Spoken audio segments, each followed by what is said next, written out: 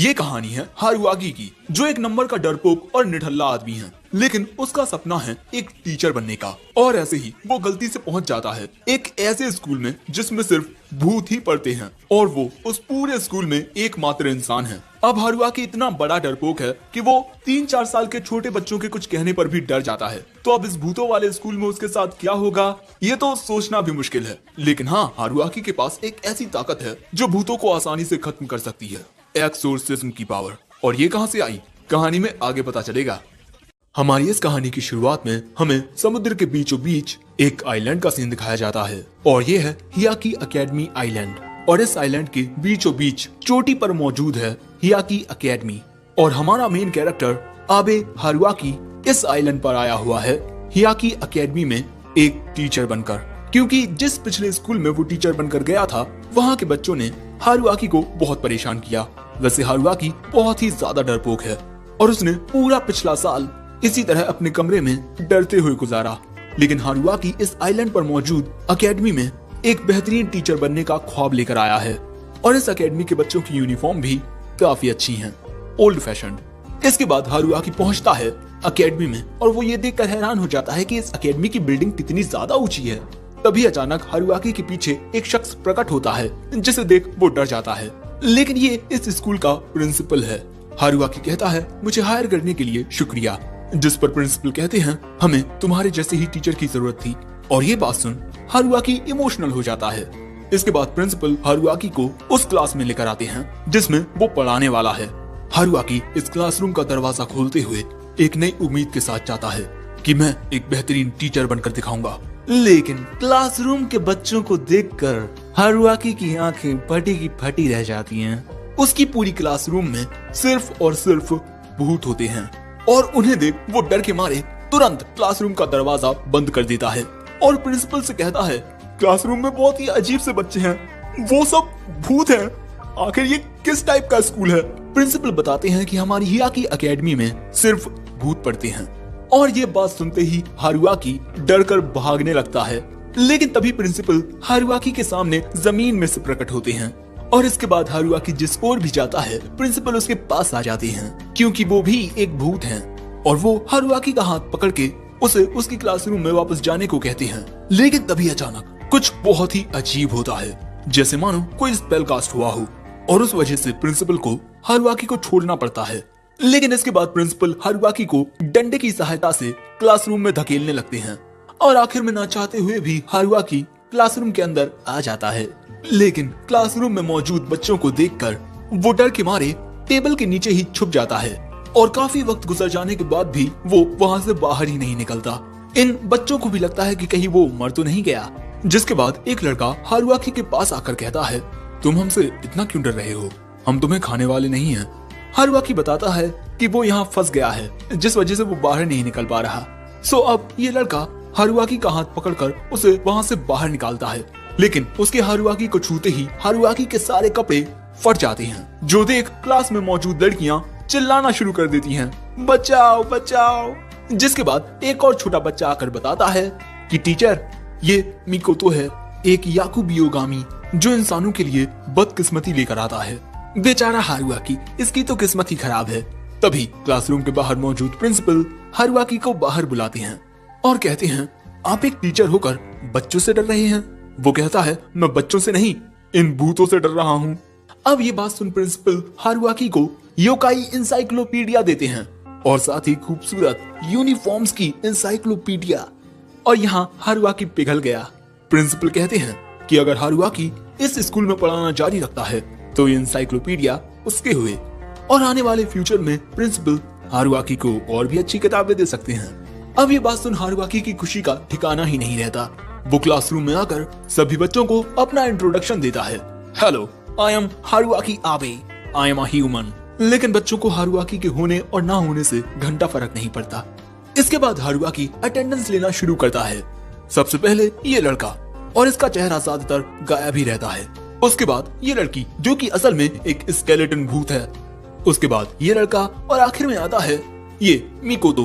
लेकिन उसकी अटेंडेंस लेने की बारी पर वो हारुआकी को टोटली इग्नोर कर देता है। जिसके बाद बारी आती है कोतारो नाम के लड़के की। लेकिन इस वक्त वो अपनी बहन की शादी में हवाई गया है। और ये बात हारुआकी को ये महाशय बताते हैं, छोटे पर नायाब मामेकिची।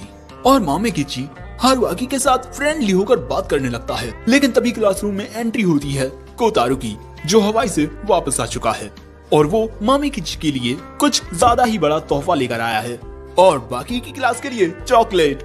लेकिन तभी हारुआकी अपना इंट्रोडक्शन देता है, मैं तुम्हारा नया क्लासरूम टीचर और मैं एक इंसान हूँ। ये बात सुनते ही कोतारू चॉकलेट का डिब्बा हारुआकी के मुंह में दे मारता है।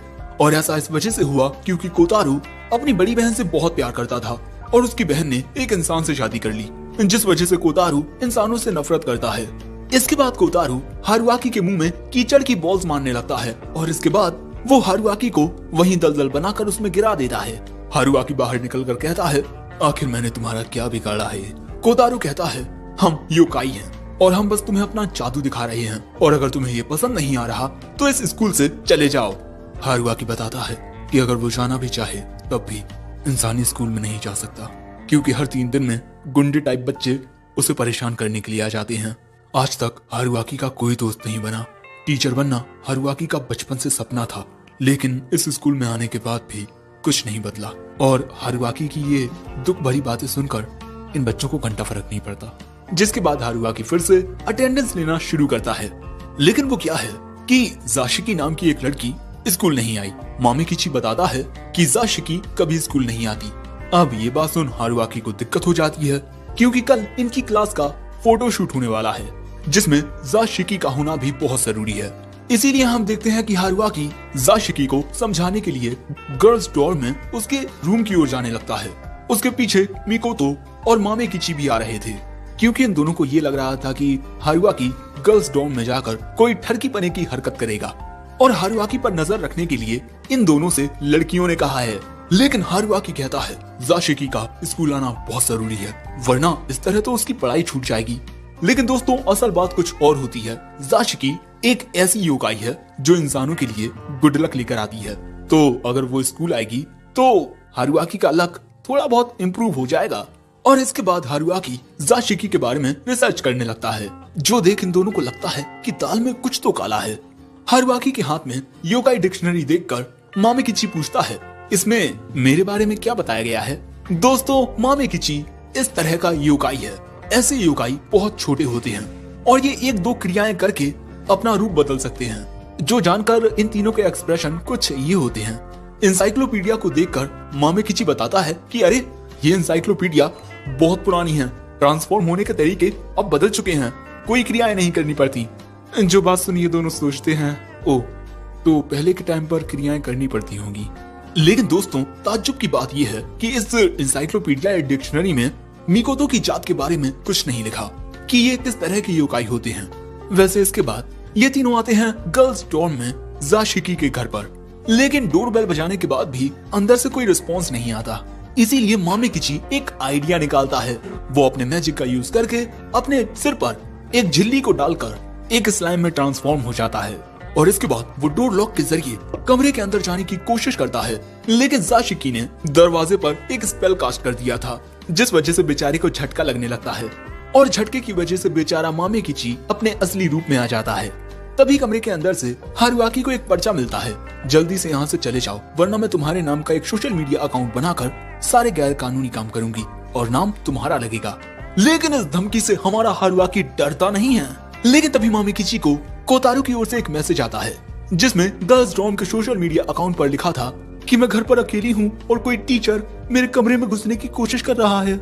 जिसके बाद हारुआकी जाशिकी से कहने लगता है कि प्लीज दरवाजा खोलो और उसके इतना कहते ही दरवाजे पर फिर से पहले की तरह ये स्टार वाला स्पेल कास्ट होता है और फिर दरवाजे के चीथरे चीथरे उड़ जाते हैं, जो देख सब लोग हैरान थे कि अरे अभी अभी हुआ क्या। लेकिन फिर ये तीनों अंदर आते हैं। लेकिन हारुआकी के अंदर आते ही जाशिकी इन पर गुस्सा करने लगती है। दोस्तों जाशिकी वीडियो गेम खेल रही है और वो दिन और रात बस हमेशा वीडियो गेम ही खेलती रहती है। लेकिन तभी अचानक वो ये देख हैरान हो जाती है कि आखिर तुम तीनों मेरे कमरे में कैसे आ गए। लेकिन तभी मामेकिची कहता है कि अरे ये गेम तो तुम्हें कोतारो ने रिकमेंड किया था, है ना।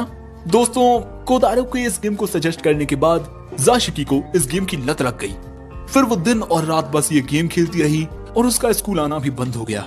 जो सुन इन तीनों के दिल से आवाज आती है, अरे बहन चो लेकिन इसके बाद हारुआकी जाशिकी को समझाता है कि वो फिर से स्कूल आने लगे। मुझे पूरा यकीन है कि अगर तुम स्कूल आओगी तो तुम्हें स्कूल में भी बिल्कुल इसी गेम की तरह इंटरेस्टिंग चीजें मिलेंगी जिनको तुम एंजॉय कर पाओगी। लेकिन हारुआकी को इस बात का एहसास नहीं होता कि वो अपना सिर किस चीज पर रखे हुए हैं। अब इससे पहले कि हारुआकी इस गलतफहमी को दूर करता, उसमें एक लात खलती है, जिसके बाद मामे किची जाशिकी को समझाता है कि हारुआकी बहुत ही अच्छा लड़का है और तुम्हें अब स्कूल आ जाना चाहिए। और इसके बाद हारुआकी भी उसे आकर समझाता है, ये वक्त तुम्हारे पढ़ने का है। अगर तुम्हें गेम खेलना ही है तो तुम कॉलेज में आकर ये सब करना।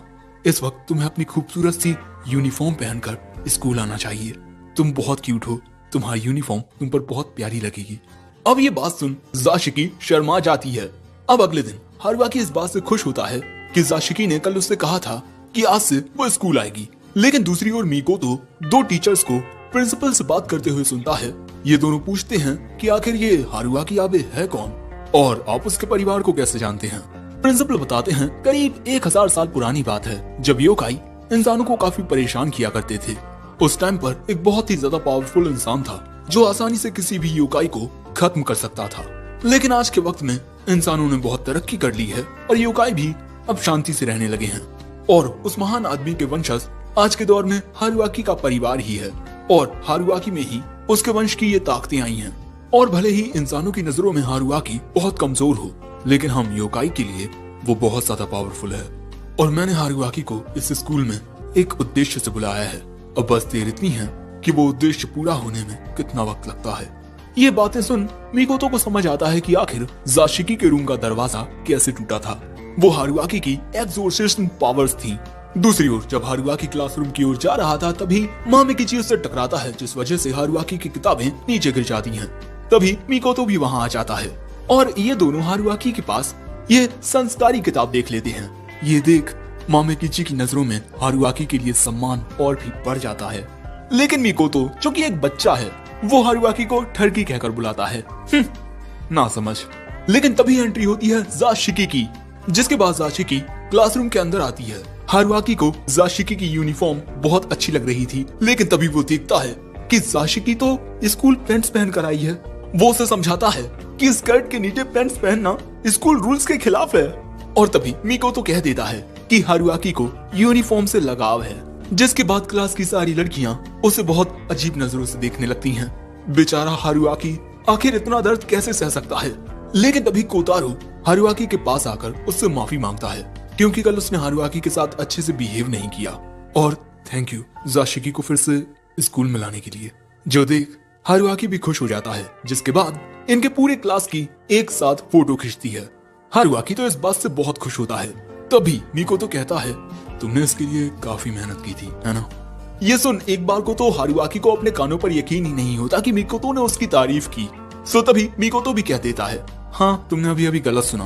और तभी अचानक फिसलने की वजह से हारुआकी मिकोतो के ऊपर ही गिर जाता है। देख लो भाई लोग इन दोनों का गिरना। हारुआकी को समझ नहीं आता कि अब तो जाशिकी स्कूल आ चुकी है तो मेरा लक इम्प्रूव क्यों नहीं हुआ। सो तभी जाशिकी उसे आकर बताती है कि मैं एक जाशिकी वाराशी हूँ। हम जो पहनते हैं उसी पर डिपेंड करता है कि हम दूसरों के लिए लकी होंगे या फिर अनलकी। और मैंने इस वक्त ये रेड जैकेट पहनी हुई है। रेड का मतलब होता है बदकिस्मती। जो जाका वाराशी लाल कपड़ों में इंसानों के बीच रहती हैं, वो इंसानों के लिए बदकिस्मती लेकर आती हैं। यानी कि अब इस स्कूल में 2 स्टूडेंट्स की वजह से हारुआकी को बैड लक मिलेगा और मिकोतो के ऊपर गिरने की वजह से वो भी हारुआकी पर काफी गुस्सा होता है, जिसके बाद मिकोतो हारुआकी को मुंह के बल जमीन में दे मारता है। अब अगले सीन में हम हारुआकी को देखते हैं जो एक रस्सी की सहायता से एक पहाड़ पर चढ़ने की कोशिश कर रहा था। तभी एक दूसरा टीचर उससे कहता है आप बस पहुंचने ही वाले हैं। लेकिन इतने ऊंचे पहाड़ पर चढ़ते हुए हारुआकी बहुत ज्यादा घबराया हुआ है। अब अगले सीन में रात के वक्त हियाकी एकेडमी के ये तीनों टीचर एक साथ एक ठेले पर खाना खा रहे हैं। तभी ये टीचर कहते हैं अब हम स्कूल में एक साथ पढ़ाने वाले हैं तो हमें एक दूसरे को अच्छे से जानना चाहिए। मेरा नाम मिकी है, मुझे आपसे मिलकर अच्छा लगा और भले से ही मैं एक ऊनी टाइप योकाई हूँ, लेकिन आपको मुझसे डरने की कोई जरूरत नहीं है। और मेरे बगल में ये बैठे हुए हैं हानाताका जो स्टूडेंट डिसिप्लिन के इंचार्ज हैं। और दोस्तों हम देखते हैं कि जब भी मिकी सेंसेई शराब पीने की कोशिश करते हैं तब हानाताका सेंसेई उनसे शराब का प्याला छीन लेते हैं। और जब मिकी सेंसेई उस प्याले को वापस लेने की कोशिश करते हैं तब ये उन्हें वहीं गिरा देते हैं और हारुआकी से कहते हैं हमें कल स्कूल जल्दी पहुंचना है, इसलिए अब हमें घर चलना चाहिए। हारुआकी कहता है कल से तो फिजिकल एग्जाम शुरू होने वाले हैं। हानाताका कहते हैं कल हमें बहुत सारे काम करने हैं, इक्विपमेंट्स को रेडी करना, आइलैंड में आने वाले डॉक्टर्स का वेलकम करना और भी काफी सारे काम। तभी मिकी कहते हैं लेकिन आप अपना ख्याल रखिएगा, क्योंकि हर साल कम से कम एक टीचर तो हॉस्पिटल जाता ही जाता है। जो बात सुन हारुआकी घबरा जाता है। अब अगले दिन हारुआकी के क्लासरूम में बच्चे अपने अपनी जिम यूनिफॉर्म पहनकर आ चुके थे और यहाँ हारुआकी ये देखकर खुश होता है कि ये बच्चे योकाई होने के बावजूद भी नॉर्मल बच्चों की तरह ही जिम क्लासेस के लिए परेशान थे। जैसे कोई लड़की अपने वेट के लिए तो कोई लड़का अपनी हाइट के लिए। लेकिन एक दो स्टूडेंट्स ऐसे भी थे जो अपने योकाई स्पेसिफिक इश्यूज की वजह से परेशान थे। सो हारुआकी उन्हें सहानुभूति देने की कोशिश करता है। लेकिन इसके बाद हानाताका सेंसेई हारुआकी के पास आकर उनकी आई एग्जाम में उन्हें असिस्ट करने के लिए कहते हैं, जिसके लिए सबसे पहले हारुआकी को ऑडियो विजुअल रूम में जाना होगा। वहां जाने के बाद इस नंबर पर कॉल करना, और जब हारुआकी उनसे पूछता है कि क्यों, तब वो हारुआकी पर गुस्सा करने लगते हैं। जब तुम वहां जाओगे तो पता चल जाएगा। अब इसके बाद हमें आई एग्जाम रूम दिखाया जाता है, जहां पर हारुआकी किसी से फोन पर बात करते हुए बच्चों की आईज को चेक कर रहा था। और वो होते हैं 7 समुंदर पार के एक डॉक्टर साहब, जो इतनी दूर से बच्चों का आई चेकअप कर रहे थे कि बच्चों की आंखें ठीक तो है ना। और ये लड़का बहुत दूर तक देख पाता है, लेकिन फिर भी इस बात से थोड़ा निराश होता है कि पिछले साल से इसका स्कोर 0.5 कम आया है। और इसके बाद जब हारुआकी हानाताका सेंसेई को बताने के लिए जाता है कि आई एग्जाम हो चुका है, तब वो उस पर गुस्सा करते हैं कि तुम लेट हो, वैसे अब स्पेशल एग्जाम्स हैं, तुम अपनी क्लास के कैट और तानुकी को नर्सेस ऑफिस में मौजूद मिकी सेंसेई के पास लेकर जाओ। जिसके बाद हारुआकी हाफते हुए अपनी क्लास के इन दोनों स्टूडेंट्स को नर्सेस ऑफिस में लेकर आता है। जिसके बाद मिकी सेंसेई इन दोनों को एक पिंजरे में जाने को कहते हैं, ये कहकर कि अंदर जाने से कुछ अच्छा होगा।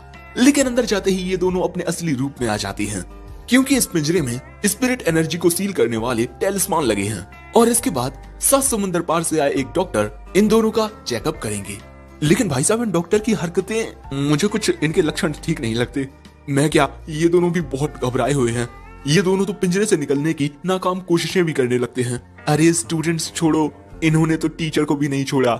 नेजुमी नाम के एक सेंसेई भी पिंजरे में कैद होते हैं, क्योंकि चाहे स्टूडेंट्स हो या टीचर, हर किसी को ये एग्जाम्स देने पड़ेंगे। नेजुकी सेंसेई भी काफी ज्यादा घबराए हुए थे। लेकिन तभी वहां से हानाताका सेंसेई गुजरते हुए कहते हैं, इस उम्र में भी तुम इंजेक्शन से डरते हो, शर्म करो।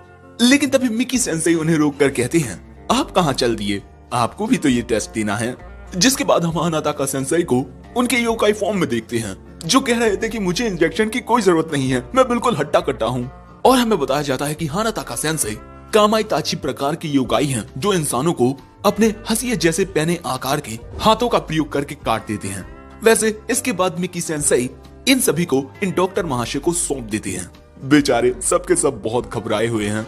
तभी हानाताका सेंसेई कहते हैं, मिकी सेंसेई, मैंने आपको जो 3000 रुपए दिए थे वो मुझे अभी वापस कीजिए। लेकिन ये सुनकर मिकी सेंसेई को गुस्सा आ जाता है और फिर वो इन डॉक्टर महाशय को कुछ इशारा करते हैं, जिसके बाद ये कहते हैं, अरे हाँ बिल्कुल, मैं इन्हें स्पेशल चॉप ट्रीटमेंट दूंगा। जो सुन इन सभी की फट जाती है। अब इसके बाद बारी आती है इनको इंजेक्शन लगाने की। सबसे पहले होता है मामेकिची, जिसे हारुआकी सेंसेई पकड़े हुए हैं। लेकिन बेचारा बहुत ज्यादा घबराया हुआ होता है। सो हारुआकी सेंसेई उससे बात करके उसे समझाने लगते हैं कि अरे इससे बिल्कुल दर्द नहीं होता। और इसी मौके का फायदा उठाकर ये डॉक्टर मामेकिची को इंजेक्शन लगाने की कोशिश करता है। लेकिन मामेकिची के हिलने डुलने से वो इंजेक्शन सीधा जाकर हारुआकी की खोपड़ी में लगता है। जिसके बाद हारुआकी पूछता है, मुझे ये इंजेक्शन लग गया, अब मुझे कुछ होगा तो नहीं ना, क्योंकि मैं एक इंसान हूँ। डॉक्टर कहते हैं, अरे कुछ नहीं होगा। लेकिन उनका एक्सप्रेशन हारुआकी को डराने के लिए काफी होता है। और अगर हारुआकी को ज्यादा डर लग रहा है तो क्यों ना हारुआकी ये वाला इंजेक्शन लगवा ले। ये एक नई दवाई है जो मैंने बनाई है। अगले सीन में हम देखते हैं कि ये टेस्ट फाइनली खत्म हुआ, लेकिन सबकी हालत बहुत खराब थी। अब अगले सीन में मिकी सेंसेई हारुआकी को उनके सामने खड़े हुए इस जॉइंट स्टूडेंट का मेजरमेंट लेने को कहते हैं। ये लड़का इतना लंबा है कि थोड़ा और फिर बस चांद को छू लेता। दाईदारा बोची एक जायंट टाइप योकाई। लोगों का कहना है कि इन्हीं योकाई ने बड़े बड़े पहाड़ और नदियां बनाई हैं। यहाँ हारुआकी कहता है कि इसका मेजरमेंट आप या हानाताका सेंसेई क्यों नहीं ले लेते। लेकिन दोस्तों, मुझे नहीं लगता कि हानाताका सेंसेई कुछ करने की हालत में है। सो हारुआकी कहता है, चलो रॉक पेपर सीजर्स से डिसाइड करते हैं कि कौन इसका मेजरमेंट लेगा। और बेचारा हार जाता है। और दोस्तों, कुछ देर पहले हमने यही देखा था कि हारुआकी किसी पहाड़ पर चढ़ने की कोशिश कर रहा है, लेकिन असल में ये पहाड़ नहीं होता बल्कि वही जाइंट लड़का होता है, जैसा कि तुम खुद देख सकते हो। अब हारुआकी इसके कान तक तो पहुंच जाता है, लेकिन यहाँ पर अब ठंडी हवाएं चल रही थी। हारुआकी खुद तो गिरने से बच जाता है, लेकिन उसकी यूनिफॉर्म इंसाइक्लोपीडिया गिर जाती है, जिसे पकड़ने के लिए हारुआकी रस्सी से अपना हाथ छोड़ देता है और बेचारा अब खुद भी नीचे गिरने लगता है। हारुआकी को लगता है कि अब वो मरने वाला है, लेकिन तभी मिकोतो आकर हारुआकी को गिरने से बचा लेता है और हमें पता चलता है कि मिकोतो को ये टेस्ट देना पसंद नहीं, इसीलिए वो इस जाइंट लड़के के सिर पर आकर सो रहा था। इसके बाद हारुआकी इस लड़के का मेजरमेंट ले लेता है, 130 मीटर टॉल। जो सुन ये लड़का तो खुश हो जाता है कि आखिरकार वो उशिकु दाइबुत्सु स्टैचू से बड़ा हो ही गया। इसके बाद मिकी सेंसेई कहते हैं, मैं दूसरे स्टूडेंट्स को देखने के लिए जा रहा हूँ, तो आते वक्त ध्यान से आना। अब ये बात सुन कि उसे खुद ही नीचे उतरना पड़ेगा। वो मिकोतो से कहता है, प्लीज मुझे नीचे उतार दो, लेकिन मिकोतो हारुआकी को इग्नोर करते हुए नीचे उतरने लगता है। और तभी जब हारुआकी उतरने की कोशिश करता है, तब वो इस लड़के की नाक के पास आ जाता है, जिस वजह से इस लड़के को छींक आती है और इस वजह से हारुआकी उड़ जाता है। बेचारा पता नहीं कहाँ गया। शाम के वक्त आखिरकार ये टेस्ट खत्म हुए, लेकिन तभी मामेकिची आकर पूछता है कि मिकोतो मिल नहीं रहा। हानाता का सेंसेई नोटिस करते हैं कि यहाँ हारुआकी सेंसेई भी नहीं है। दूसरी ओर हम इन दोनों को प्रिंसिपल ऑफिस में देखते हैं, जहाँ ये दोनों प्रिंसिपल के ऊपर ही बैठे हुए हैं और यहाँ मिकोतो हर एक चीज का दोष हारुआकी को देने लगता है कि तुम एक नंबर के पनौती हो, जब भी तुम आसपास होते हो तभी मेरे साथ बुरी चीजें होती हैं। अब हारुआकी ने जो नुकसान किया था वो कहता है कि मैं अपनी सैलरी से इसकी भरपाई कर दूंगा, लेकिन प्रिंसिपल कहते हैं एक टीचर की सैलरी से इसे रिप्लेस नहीं किया जा सकता, तो क्यों ना तुम मेरा कोई और काम करो। और ये बात कहकर प्रिंसिपल हंसने लगता है। अगले सीन में हमें पता चलता है कि पैसों के बदले में प्रिंसिपल ने हारुआकी को पूल साफ करने को कहा है और यहाँ हम उस जाइंट लड़के को छोटे रूप में देखते हैं और वो हारुआकी से माफी मांगता है कि मेरे ही चीखने की वजह से आपसे वो नुकसान हो गया और इस लड़के का नाम ओता है। हारुआकी कहता है कोई बात नहीं, लेकिन हारुआकी के साथ कुछ और स्टूडेंट्स को भी जाना पड़ रहा था। कुछ बच्चे इस बात से परेशान होते हैं और कुछ को तो मजा आने वाला है, क्योंकि भाई पूल में जाने वाले हैं हम। क्योंकि अब तक ये सभी बच्चे अपनी स्विमिंग क्लासेस समुद्र में किया करते थे, लेकिन इस साल समुद्र का पानी कुछ ज्यादा ही गर्म हो गया है, जिस वजह से समुद्र के पास में काफी सारे उमीबोजू आ गए हैं। उमीबोजू ऐसे योकाई जो समुद्र में रहते हैं। इसके बाद ये सभी उस जगह पहुंचते हैं जहाँ पर इनका स्कूल पूल है। देखने से तो ये कोई श्रापित जगह लग रही है। यहाँ पर सफाई की नहीं बल्कि फुल मेकओवर की जरूरत है और पूल की जगह इतनी ज्यादा गंदी है कि मैं क्या बताऊं। पूल का पानी देख स्टूडेंट्स की भी हालत खराब हो जाती है, जिसके बाद मिकोतो और हारुआकी कुछ अलग प्रकार से पूल में मौजूद पानी को मिलाने लगते हैं, पता नहीं क्यों। इसके बाद कोतारो इस पानी को बाहर निकालने के लिए जाने लगता है, लेकिन तभी फर्श पर गंदगी होने की वजह से उसका पैर फिसलता है और वो सीधा पूल में जाकर गिरता है। यह जहरीले पूल का पानी कोतारो को निगल जाता है, जो देख हारुआकी के साथ साथ स्टूडेंट्स की फट जाती है। लेकिन तभी कोतारो बाहर निकल आता है। उसे कुछ नहीं होता क्योंकि वो एक कीचड़ वाला योकाई है, लेकिन इस जहरीले पानी में गिरने की वजह से कोतारो की पूरी पर्सनैलिटी बदल जाती है। देखकर लग रहा है जैसे ये मीठा हो गया है। और अगर तुम एक लड़के हो और इसे ध्यान से देखते हो तब तुम्हें भी कपकपी छूट सकती है, बिल्कुल मेरी तरह। और तभी रेंसुकी नाम का ये लड़का कोतारो को फिर से पानी में डुबाकर कहता है हमें मान लेना चाहिए कि कोतारो मर गया है। उसकी बात से सहमति रखते हुए हारुआकी बच्चों से कहता है चलो अब इस पानी को निकालते हैं। लेकिन मामेकिची जो इस पूल के पास बैठा हुआ था, हम देखते हैं कि पूल में से कुछ कापा निकलकर उसे पानी में खींचने लगते हैं। अरे शिनचैन में देखा होगा तुमने कापा ऐसे योकाई होते हैं जो नदियां या तालाबों में रहते हैं और इन्हें दूसरों को परेशान करना साथ ही खीरा खाना बहुत पसंद होता है। जिसके बाद ये सभी मिलकर मामेकिची को उन सभी से छुड़ाने की कोशिश करने लगते हैं। मामेकिची को लग रहा था कि अगर वो इस पानी में जाएगा तो बिल्कुल कोतारो की तरह उसकी भी पर्सनैलिटी बदल जाएगी। और तभी वो मिकोतो से मदद मांगता है और अगले ही पल में मामेकिची को खींच रहे कापा में एक लात गलती है और इस किक का प्रेशर बहुत ज्यादा होता है। हम देखते हैं कि वो कापा उड़ते हुए दीवार से टकराता है, जिस वजह से धमाका सा हो जाता है। मिकोतो जो पहले किसी मॉन्स्टर की तरह लग रहा था, वो नॉर्मल होकर पूछता है तुम ठीक तो हो ना मामेकिची। मामेकिची मिकोतो की गोद में आकर रोने लगता है, लेकिन तभी वो कापा आकर कहता है तुम्हें क्या लगता है तुम बेवकूफों ने हमें हरा दिया है। जिस पर आकिसामे कहता है कि तुम बेवकूफ किसे कह रहे हो। वो कापा बताता है कि इस पानी के अंदर हमारे मास्टर हैं। और अगले ही पल में पूल का पानी इतर बितर होने लगता है। पानी के अंदर से एक बहुत ही ज्यादा विशाल इंसानी रूप वाली मछली निकलती है। Hello guys, I am the master here. और अगर तुम चाहते हो इस वाटर को क्लीन करना तो फर्स्ट तुम्हें करना होगा मुझे डिफीट, क्योंकि दिस है हमारा होली प्लेस एंड हम ये सीन नहीं कर सकते कि टुट्टे योकाइज लाइक यू यहाँ आए। ये बात सुन आकी सामने अपने बिल्ली वाले अवतार में आकर मैं ही तुझे हराऊंगा मछली हरामखोर, और वो उस पर हमला करने के लिए कूद पड़ता है, लेकिन वो मछली उससे निकल जाती है। ये देख केंसुके आकी सामी की मदद करने के लिए जाने की कोशिश करता है, लेकिन ओतो उसे रोक लेता है। ये देख वो मछली कहती है डोंट बी सो उतावले, यू भी जाओगे इन माय वैली। और इसके बाद ये उन पर हमला कर देता है। हारुआकी को समझ नहीं आता कि अब वो क्या करे। सो तभी सामने मिकोतो आता है और वो इस मछली को एक ही हाथ से रोक लेता है, जिसके बाद वो ओतो को बड़े होने को कहता है। ओतो बड़ा होता है जो देख इस मछली की फट जाती है। इसके बाद ओतो इस मछली को पकड़ लेता है और अब ये मछली कहती है नाउ वी कैन डू कुछ नहीं, जो देख सभी कापा रोने लगते हैं। सो तभी मामेकिची इस मछली से कहता है अरे यार तुम बायोलॉजी क्लब में क्यों नहीं आ जाते, वहाँ हम तुम्हें एक बहुत ही प्यारे से टैंक में रखेंगे, वहाँ पर एक फीमेल ह्यूमन फेस फिश भी है, तो तेरे तो मजे ही मजे। ये बात सुन ये मछला सोचने लगता है और आखिर में एक साथ जाने के लिए तैयार हो जाता है। अब कापा और उस मछला के जाने के बाद ये सभी पूल को साफ करने लगते हैं, लेकिन इसके बाद ओतो को पता चलता है कि वो इतनी देर से इस जहरीले पानी के ऊपर ही खड़ा हुआ है, और जैसे ही उसे इस बात का एहसास होता है कि उसके पैर जल रहे हैं, उसका बैलेंस बिगड़ता है और वो नीचे गिरने लगता है। वो इन सब के ऊपर ही गिरता है और आखिर में बूम। अब शाम के वक्त हारुआकी प्रिंसिपल से कहता है कि क्यों ना उस पुल की जगह हम इस प्लास्टिक पुल से काम चलाएं, लेकिन प्रिंसिपल बहुत ज्यादा गुस्सा थे।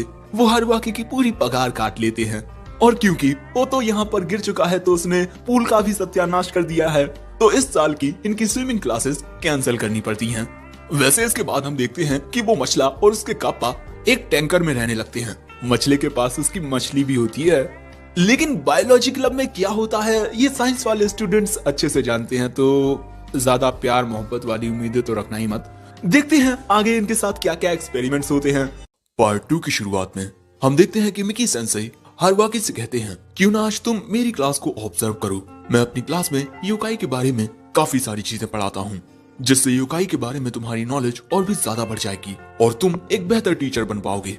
हारुआकी कहता है कि हाँ मैं योकाइस के बारे में सीखकर और भी बेहतर टीचर बनना चाहता हूँ। जो सुन मिकी सेंसेई कहते हैं ठीक है तो मैं प्रिंसिपल से जाकर इस बारे में बात करूंगा, लेकिन तभी बेल बज जाती है, यानी कि टीचर्स का अपनी अपनी क्लास में जाने का वक्त हो गया है, जिसके बाद हारुआकी अपनी क्लास की ओर चला जाता है। लेकिन तभी बाकी के दो टीचर्स मिकी और हानाताका से कहते हैं वाओ तुम दोनों तो हारुआकी सेंसेई से कितने अच्छे से बात कर लेते हो, लेकिन उसकी असलियत जानने के बाद हम तो उससे बहुत डरने लगे हैं।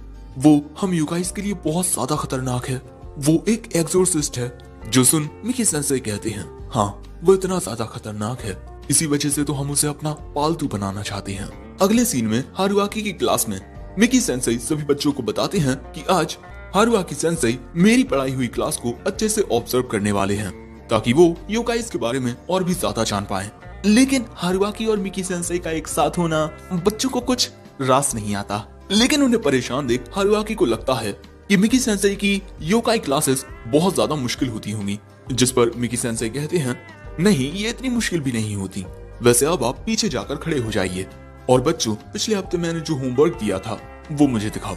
जो बात सुन बच्चे परेशान हो जाते हैं और याकुमो रेंसुके से पूछता है क्या हमें कोई होमवर्क मिला था, और ये बात रेंसुके टीचर को बता देता है कि याकुमो ने होमवर्क नहीं किया। सो टीचर याकुमो को छुट्टी के बाद स्कूल में ही रुककर उसका होमवर्क करने को कहती हैं। लेकिन ये देख कोतारो मन में कहता है बेवकूफ, ऐसी सिचुएशंस में तुम्हें अपना दिमाग लगाना चाहिए, और फिर वो टीचर से कहता है टीचर मैंने होमवर्क तो किया है लेकिन मैं कॉपी घर भूल गया हूँ। जो सुन मिकी कहते हैं तुम्हें अपने रूम तक पहुँचने में 15 मिनट लगेंगे, जाओ कॉपी लेकर आओ। लो कोतारो फंस गया। अब इसके बाद मिकी सेंसेई क्लास में नया टॉपिक पढ़ाना शुरू करते हैं। उन्हें पढ़ाता हुआ देख हारुआकी सोचता है वाओ मिकी सेंसेई कितने अमेजिंग हैं। मुझे तो रो रो कर अपने स्टूडेंट्स से कहना पड़ता है कि प्लीज होमवर्क कर लो। दूसरी ओर मिकी सेंसेई पढ़ा रहे हैं कि योकाई को किस तरह कैटेगरी वाइज डिवाइड किया जा सकता है, लेकिन आज के टाइम में लगभग सभी योकाई इंसानी रूप ही लिए रहते हैं ताकि वो इंसानों के बीच बिना किसी दिक्कत के रह पाएं। अब जो मिकी सेंसेई पढ़ा रहे थे, हारुआकी को सब कुछ समझ आ रहा था, लेकिन तभी उसके दिमाग में आता है कि आखिर मिकोतो किस तरह का योकाई है। शायद से ये कोई क्यूट सा योकाई होगा, बिल्कुल मामे किची की तरह। लेकिन तभी मिकोतो महसूस कर लेता है कि हारुआकी उसे घूर रहा है और वो हारुआकी के सिर में पेंसिल दे मारता है। दूसरी ओर हमें पता चलता है कि कुछ ऐसे योकाई होते हैं जो अपनी मैजिक पावर को अपनी इच्छा अनुसार यूज कर सकते हैं, लेकिन कुछ ऐसे भी होते हैं जो ऐसा नहीं कर पाते। लेकिन इस कैटेगरी में सबसे ज्यादा मुश्किल विल टाइप योकाई को संभालना होता है। हारुआकी पूछता है कि आखिर ऐसा क्यों सर? वो बताते हैं क्योंकि हमारे एक्शंस की तरह हम अपने इमोशंस को हमेशा कंट्रोल नहीं कर सकते। कभी कभी बहुत ज्यादा गुस्सा आ जाना विल टाइप योकाइज की पावर को बहुत ज्यादा बढ़ा देता है। मैं एक एक्शन टाइप योकाई हूँ। अपनी मैजिक पावर का यूज करने के लिए मुझे शराब पीने की जरूरत होती है, क्योंकि शराब से मुझे स्पिरिट एनर्जी मिलती है। क्यों ना मैं तुम्हें ऐसा करके दिखाऊं? हारुआकी कहता है हाँ क्यों नहीं। लेकिन बाकी सभी बच्चे जो मिकी सेंसेई को ऐसा करने से मना कर रहे थे, अब वो हारुआकी को गुस्से में घूरने लगते हैं और तभी मिकी सेंसेई शराब पीने लगते हैं, जो देख बच्चे घबरा जाते हैं क्योंकि शराब पीने से मिकी सेंसेई को उनकी स्पिरिट एनर्जी मिल गई है, यानी कि अब वो अपनी योकाई पावर का यूज कर पाएंगे। और उनकी योकाई पावर है स्ट्रेंथ। वो एक ही बार में बहुत आसानी से ब्लैक बोर्ड को तोड़ देते हैं, जो देख अब बच्चे डरने लगते हैं। हारुआकी भी हैरान होता है और मिकी सेंसेई नशे की हालत में बोलते हैं, ए तुम सभी चुप रहो। दूसरी ओर बेचारा कोतारो अपने रूम में ढूंढ ढूंढ कर एक होमवर्क प्रिंट आउट ढूंढ लेता है, लेकिन उसने होमवर्क तो किया नहीं होता। तो अब वो बैठ जाता है होमवर्क करने के लिए, एक ऐसी जंग लड़ने के लिए जिसके बारे में किसी को पता नहीं चलने वाला। दूसरी ओर क्लास में मिकी सेंसेई शराब पर शराब पिए जा रहे हैं। वही मिकोतो हारुआकी को बताता है कि पिछली साल मिकी सेंसेई ने नशे की हालत में आधे स्कूल को तबाह कर दिया था। और वहीं बहुत ज्यादा परेशान होकर आकिसामे कहता है, हारुआकी सेंसेई हमारी क्लास को ऑब्जर्व करने आए, तब से मुझे लग ही रहा था कि कुछ ना कुछ गड़बड़ जरूर होगी। लेकिन उसके चिल्लाने की आवाज सुन मिकी सेंसेई आकिसामे के ऊपर खीरा मार देते हैं और खीरा आकिसामे के लिए सांप की तरह होता है, जिससे वो बहुत ज्यादा डर जाता है। तभी रेंसुके दूसरे टीचर को बुलाने के लिए जाता है। सो मिकी सेंसेई उसे रोक कर कहते हैं, मेरी क्लास अभी चालू है, कहाँ जा रहे हो?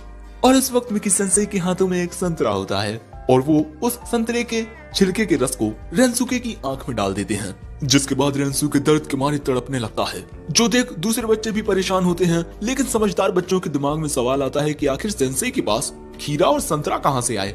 और याकुमो इस बात से खुश होता है कि जैसी करनी वैसी भरनी।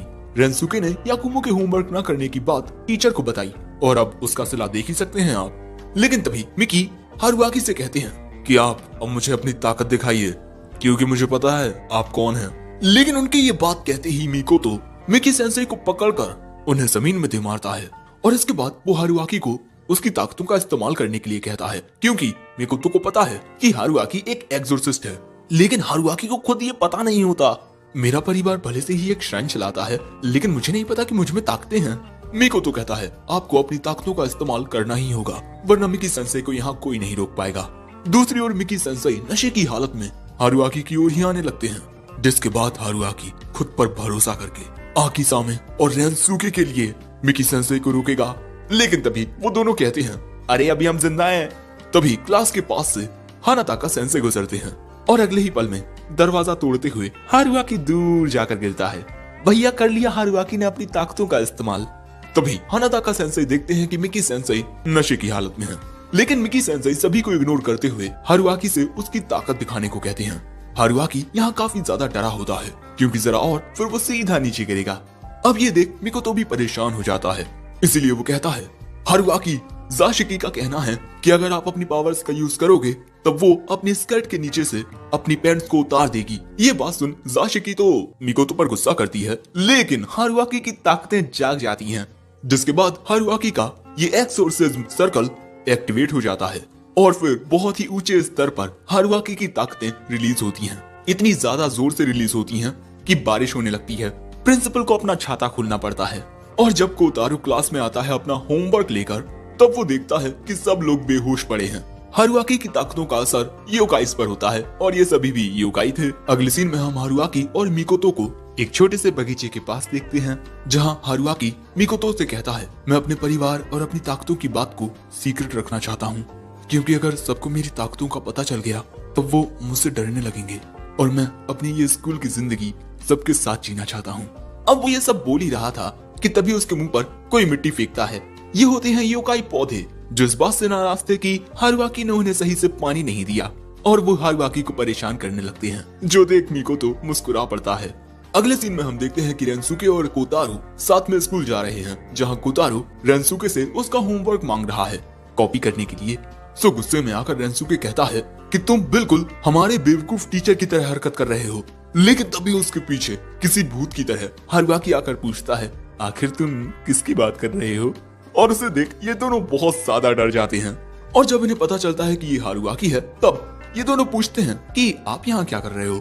हारुआकी बताता है कि जिस तरह कल उसने मिकी सेंसेई की क्लास को ऑब्जर्व किया था, आज वो हानाताका सेंसेई की स्टूडेंट डिसिप्लिनरी कमेटी का पार्ट बना है, ताकि वो स्टूडेंट्स के साथ अपनी कम्युनिकेशन को बेहतर कर पाए। लेकिन मुझे नहीं पता कि आखिर मुझे करना क्या है। और तभी हम देखते हैं कि उसी ओर से मिकोतो आ रहा होता है। ये दोनों हारुआकी को बताते हैं कि मिकोतो ने अपने बालों को कलर किया हुआ है, जो कि स्कूल रूल्स के खिलाफ है। ये बात जान हारुआकी कहता है, ए, तुम इस तरह अपने बालों को कलर करके स्कूल नहीं आ सकते। जो सुन मिकोतो हारुआकी का मुंह पकड़कर उसे दूर फेंक देता है। जिसके बाद इन दोनों से मिकोतो को पता चलता है कि हारुआकी स्कूल के रास्ते में बच्चों को डिसिप्लिन सिखा रहा है। ये बात जान मिकोतो कहता है, हाँ, मैंने बालों को कलर किया है, क्या ये मुझ पर अच्छे नहीं लगते? हारुआकी कहता है, अरे नहीं, तुम इनमें बहुत हैंडसम लगते हो, मुझे लगता है कि तुम ऐसे बाल रख सकते हो। लेकिन तभी हानाताका सेंसेई अपने ब्लेड वाले हाथों से हारुआकी के सिर की चोटी काट कहते हैं, नहीं, ऐसा नहीं चलेगा। हारुआकी कहता है, प्लीज मुझे माफ कर दीजिए हानाताका सेंसेई। लेकिन तभी ये दोनों ये देखकर हैरान हो जाते हैं कि हारुआकी के सिर की वो चोटी फिर से उग गई है। लेकिन तभी हम जाशिकी को आते हुए देखते हैं, जो पूरी रात गेम खेलने के बाद स्कूल आ रही है। और जैसे ही हारुआकी जाशिकी को देखता है, वो कुछ इस तरह उसके पास आता है। सो जाशिकी उसके मुंह पर अपने हाथ जूता रख देती है। लेकिन हारुआकी कहता है, तुम इस तरह स्कूल रूल्स का उल्लंघन करके स्कर्ट के नीचे पैंट्स पहनकर नहीं आ सकती, और अगर तुमने फिर भी मेरी बात नहीं मानी तो मैं इन्हें खुद उतार दूंगा। लेकिन उसके ये कहते ही वहाँ पुलिस आ जाती है, और इसके बाद वो हारुआकी को अपने साथ कुछ वार्तालाप करने के लिए ले जाते हैं। जाशिकी एक टीनेजर है, और टीनेजर नहीं भी होती तो क्या, वो एक लड़की है। हारुआकी इस तरह उसके पैंट्स नहीं उतार सकता। लेकिन तभी हम देखते हैं कि कोतारो और साशिकी स्कूल में गेम खेलने के लिए अपने वीडियो गेम लेकर आए हैं, जिन्हें देखते ही हानाताका सेंसेई उन्हें छीन लेते हैं। इन दोनों के साथ भी कॉमेडी हो गई। अगले सीन में हम देखते हैं कि मिकी सेंसेई ने मिड टर्म के क्वेश्चन पेपर बनाकर तैयार कर लिए हैं, और इस वजह से वो बहुत खुश होते हैं। लेकिन हानाताका सेंसेई कहते हैं, बाकी टीचर्स ने 2 हफ्ते पहले अपने पेपर्स बनाकर जमा कर दिए, आप बहुत लेट हैं। दूसरी ओर कोतारो और जाशिकी प्लान बना रहे थे कि आखिर किस तरह वो अपने वीडियो गेम्स को वापस पा सकते हैं। वो टीचर रूम के पास आकर टीचर्स की बातें सुनने लगते हैं चुपके से। वो हारुआकी के हाथों में सभी बच्चों द्वारा मिले वीडियो गेम्स देखते हैं। यहाँ पर सभी टीचर्स बात कर रहे थे कि वो अगले हफ्ते तक इन सभी क्वेश्चन पेपर्स को बहुत सेफ तरीके से रखेंगे, क्योंकि हर साल कोई ना कोई बेवकूफ स्टूडेंट इन्हें चुराने की कोशिश करता ही है। लेकिन इन दोनों को लगता है कि टीचर्स इन वीडियो गेम्स की बात कर रहे हैं। दूसरी ओर क्लासरूम में हम मामी किची को पढ़ते हुए देखते हैं, जिसे मिकोतो पढ़ा रहा था। लेकिन तभी क्लासरूम में जाशिकी और कोतारो आते हैं बहुत ज्यादा गुस्से में, क्योंकि इन दोनों से इनके जिगर का टुकड़ा, इनके वीडियो गेम्स छीन लिए गए हैं। और तभी इनके पास आते हैं द ओकाता ट्विंस। इन दोनों से भी इनके फोन्स छीन लिए गए हैं। ये दोनों एक संस्कारी योकाई मांगा पढ़ रहे थे। लेकिन इसके बाद ये चारों प्लान बनाते हैं कि किस तरह आज रात हम हमारी चीजें पा सकते हैं। इन्हें देख मिकोतो कहता है, मामी किची, तुम इनकी तरह मत बनना, तुम पढ़ाई लिखाई करो। इसके बाद हमें रात का सीन दिखाया जाता है। कोतारो अपनी पावर्स का यूज करके स्कूल गेट को खोल लेता है। ये लड़का कहता है, हम इतनी रात में स्कूल आए हैं, थोड़ा डर लग रहा है। कोतारो कहता है, अरे भूत तो हम हैं, हमें किससे डर लगेगा। लेकिन तभी कोतारो की नजर 2 खतरनाक जीवों पर जाती है, जो इन्हें देख हंस रहे थे। जो देख ये सभी बहुत डर जाते हैं। जिसके बाद हमें पता चलता है कि वो परछाई हारुआकी और इस पौधे वाले क्रिएचर की थी। वैसे हारुआकी स्कूल में इस वजह से है क्योंकि वो स्कूल में क्वेश्चन पेपर्स का ख्याल रख रहा है। ये चारों हारुआकी को बताते हैं कि हम क्लासरूम में कुछ भूल गए हैं। जो सुन हारुआकी कहता है, क्लासरूम इस वक्त लॉक है, इसलिए 1 मिनट रुकना। इन चारों को लगता है कि हारुआकी रात में बिल्कुल अकेला है, तो ये चारों आसानी से उसका सामना कर सकते हैं, और ये चारों उस पर एक साथ कूद भी पड़ते हैं। लेकिन अगले ही पल में हम देखते हैं कि ये चारों एक पिंजरे में कैद हो जाते हैं, जिस पर काफी सारे टेलिस्मान लगे थे। जो देख कोतारो समझ जाता है कि ये सब हारुआकी की चाल थी। और तभी हम हारुआकी के बगल में कुछ स्कूल यूनिफॉर्म्स को देखते हैं। ओ, तो हारुआकी ने ऐसा इनके लिए किया है, इन यूनिफॉर्म्स के लिए। और तभी वहां आ जाते हैं हानाताका सेंसेई और मिकी सेंसेई। और हारुआकी ने यहाँ इनके पालतू कुत्ते का काम किया है, पेपर्स की हिफाजत करके। दूसरी ओर हमें मिकुतो का कमरा दिखाया जाता है, जहाँ पर मामेकिची अभी भी पढ़ाई कर रहा था और उसे जो भी चीज समझ नहीं आती वो उस बारे में मिकुतो से पूछता। और यहाँ हारुआकी कहता है, अब तुम सभी को अनुशासित करने का वक्त आ गया है। लेकिन तभी हम देखते हैं कि ये लड़का अपनी पावर का यूज करके वहाँ बहुत तेज हवाएं चलाने लगता है, जिस वजह से पिंजरे पर लगे टेलिस्मान उड़ जाते हैं और ये चारों आजाद हो जाते हैं। और हमें पता चलता है कि योकाई मैजिक यानी कि स्पिरिट एनर्जी को सील करने की ये टेलिस्मान का जादू इन दोनों पर काम नहीं करेगा, क्योंकि ये दोनों फूजिन और रेजिन हैं। दोस्तों, फूजिन और रेजिन ऐसे योकाई होते हैं जो विंड और लाइटनिंग को कंट्रोल करते हैं, और ये दोनों पहले गॉड्स हुआ करते थे। लेकिन प्राचीन काल में इन दोनों ने काफी सारी तबाही मचाई, जिस वजह से इन्हें भगवानों के राज्य से बाहर निकाल दिया गया और ये योकाई बन गए। वैसे अब ये चारों स्टूडेंट्स यहाँ से भागने लगते हैं। हम इन चारों को एंट्रेंस की ओर भागते हुए देखते हैं, लेकिन इनके सामने इन भाई लोगों की एक दीवार आ जाती है। हारुआकी ने पहले ही इन्हें समझा दिया था कि इन्हें क्या करना है, लेकिन तभी अचानक ये सभी आपस में ही इस बात पर लड़ने लगते हैं कि मेरे ऊपर पैर मत रखो, और इसी तरह इन सभी का बैलेंस बिगड़ने लगता है और ये सभी गिर जाते हैं, जिसका फायदा उठाकर ये चारों स्टूडेंट्स यहाँ से निकल जाते हैं। अब ये सिचुएशन देखकर हानाताका सेंसेई मिकी सेंसेई को शराब पिला देते हैं। दूसरी ओर हम देखते हैं कि ये चारों एक जगह आकर छुप गए हैं, लेकिन जहाँ ये लोग छुपे थे वो पीछे की दीवार अब चटकने लगती है। दीवार के पीछे खड़े हुए थे मिकी सेंसेई, जो एक ही मुक्के में दीवार को तोड़ देते हैं। और ये देख कोतारो डरते हुए कहता है, अरे नहीं, इन्होंने शराबी मिकी को बुला लिया। लेकिन ये देख इन दोनों ट्विंस में से लाइटनिंग वाला लड़का अपनी लाइटनिंग का यूज करता है, लेकिन उस लाइटनिंग से मिकी सेंसेई तो बच जाते हैं, लेकिन हमारा हारुआकी नहीं बच पाता। उसके शरीर में आग लग जाती है, इसीलिए वो फायर अलार्म को बचाने लगता है, जो देख हानाताका सेंसेई मिकी सेंसेई को फायर एक्सटिंग्विशर लाने को कहते हैं। लेकिन मिकी सेंसेई शराब पीकर सो चुके हैं, जिसके बाद विंड यूज करने वाला ट्विन हारुआकी की आग को हवा से बुझा देता है। और इसके बाद ये स्टूडेंट्स हारुआकी को बताते हैं कि ये लोग यहाँ पर पेपर्स चुराने नहीं बल्कि अपने वीडियो गेम लेने आए थे। हारुआकी और हानाताका सेंसेई इस बात से थोड़ा रिलैक्स होते हैं कि फायर अलार्म बजने के बाद भी स्कूल में फायर डिपार्टमेंट वाले नहीं आए, लेकिन खिड़की से देखने पर पता चलता है कि फायर डिपार्टमेंट वाले तो आ चुके हैं। अब ये देख मिकी सेंसेई फैसला करते हैं भागने का। दूसरी ओर फायर डिपार्टमेंट वालों को समझ नहीं आता कि यहाँ पर तो कहीं आग लगी ही नहीं है, तो क्या किसी ने हमारे साथ घटिया मजाक किया है। दोस्तों, स्कूल में आग लगने की खबर सुन रेंसुके, मिकोतो और मामेकिची भी यहाँ पहुंच जाते हैं। तभी मिकोतो को झाड़ियों में से कुछ आवाज आती है। वो देखता है इन सभी को, ये सभी स्कूल की बिल्डिंग से बचकर यहाँ पर आ गए हैं छुपने के लिए, और वो इनके यहाँ छुपने की बात फायर डिपार्टमेंट वालों को बता देता है, जिसके बाद ये सभी यहाँ से भी भागना शुरू कर देते हैं। और आखिर में मिकोतो बस एक कहावत कहता है, एक बेवकूफ हमेशा एक बेवकूफ ही रहता है। वैसे यहीं पर हमारा ये एपिसोड एंड हो गया। पार्ट 3 की शुरुआत में हमें क्लास का सीन दिखाया जाता है, जहाँ पर हारुआकी सभी बच्चों को बताता है कि योकाई टीवी वाले हारुआकी का इंटरव्यू लेने आने वाले हैं, क्योंकि वो इस योकाई स्कूल में पढ़ाने वाला पहला इंसानी टीचर है। और ये एक डॉक्यूमेंट्री शो है, योकाई ऑटोबायोग्राफीज।